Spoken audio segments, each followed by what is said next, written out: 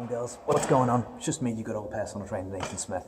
And today I want to talk to you about something that can help to maximise your safety inside the gym so we don't get injured, because trust me, it's no fun, whilst also improving your performance so you get the results as fast as possible that you're after as well. And all it is a sequence called the bracing sequence. And all the bracing sequence is a little bit of muscular control that we can do to be able to set you up for your lifts. That'll help to create total body tension. It'll keep your skeleton in as good alignment as possible. And as I said, this will help to increase stability inside your lifts, and it'll help to increase your force production inside the lifts as well. So especially in lifts that you might struggle with, applying the sequence will definitely help to boost you through plateaus. And the stronger and stronger you get, the harder it is to get stronger and stronger. So the stronger you get, the more important it is that you follow these things. Also bear in mind as well, the stronger you get, the easier it is for the weights that you lift to injure you if you do decide to go relaxed. So the bracing sequence, super important for us to learn from a safety perspective. But the other good thing about the bracing sequence as well is it gives you this reset point for all your lifts. Oh, sorry, just making sure my camera was okay there. Good thing about the bracing sequence, as I said, is it gives you this reset point for all your lifts. So if you learn the sequence, any kind of lift that you get into, whether you're training with me, whether you're training with another trainer, whether you're in the gym doing your own little bits, this will help to give you a setup that will maximise safety, even if you don't really know what it is that you're doing with the lifts. And that's the best thing about bracing, really. It also helps give you a finishing position for any lifts that you already know that you're doing, for instance, like a squat or a deadlift, where people tend to overextend and lose the position a little bit. This will help you just to know where it is that you're at and what it is that you should be feeling inside your lifts. So the bracing sequence, as I said, bottom upward stability. How we do the bracing sequence, how we get everything in a line, it's just a 4-step process. We switch the glutes on, we switch the abs on, we switch the lats on, and then we breathe a ton of air inside ourselves as well to create a lot of internal pressure. To switch the glutes on is easy stuff.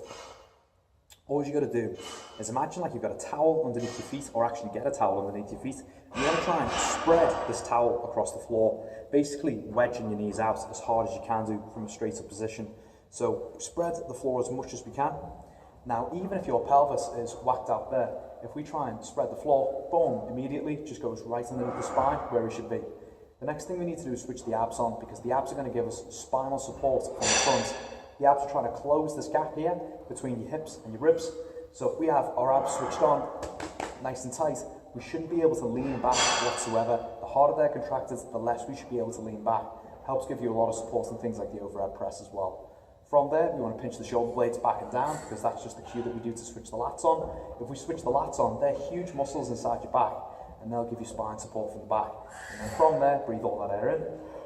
We want to try and breathe it right into your stomach. So breathe it in through your mouth, and just bear in mind that even if you breathe in air through your stomach, it's still going to inflate your lungs anyway, so we get support no matter what. So that's glutes on, abs on, lats on, air in, glutes, abs, lats, air. Gala, like the Gala bingo, like your nan or something like that would have went to back in the day. So as I said, this gives us a reset point to be able to finish all our lifts on as well. Only downside is with the bracing is because it requires you to breathe so much air into your stomach, it can kind of mess up with your breathing patterns like with lifts. So there's 2 ways that I recommend to breathe during the bracing sequence. One is that if you're handling weights that are like about 6 reps or higher, like that you can handle, so you know, a relatively lightweight, not a lightweight, but you know what I mean, you can do it for a bunch of reps, then you want to breathe out at the top contraction of every single lift that is that you're doing. So if we're doing something like an overhead press, once we get the bar up there, we breathe out. So down here, up, breathe out at the top. If we were doing a much heavier weight, like one that's a 5 rep or less weight that we can handle, especially if we're going for the likes of a 1 rep max, you want to hold your breath all the way throughout the lift until you come to the end of the lift. That'll help to maximize support and stability. So if I'm using a heavy overhead press here, I grab them,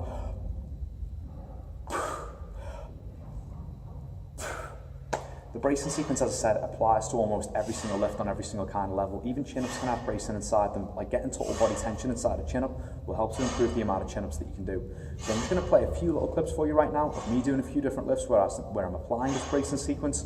Just take a little note of things like the breathing, always getting it inside there, and the lack of like body movement that I'll have throughout lifts, just because I'm like keeping this tension throughout. So yeah. This is what it is that we're going to be drilling every single time it is that we come back into our lifts, until it's just second in nature to really improve how our lifts are going to be and make sure that you're always going to be safe no matter what you do as well, girl. Because trust me, there is nothing suckier than getting injured inside the gym. Peace out.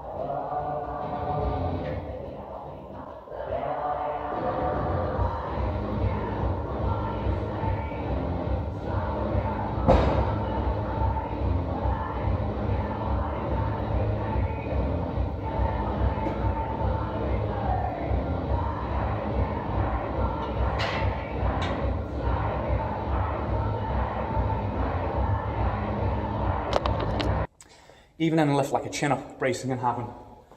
So if we're doing chin-ups with the band, and we're just big old floppy fish, just trying to go for it, we're going to be losing power all over the place. So even when we get into like you're hopping off the box with the band, you're going to go right away, glutes tight, abs tight, shoulders back and down, and going from there.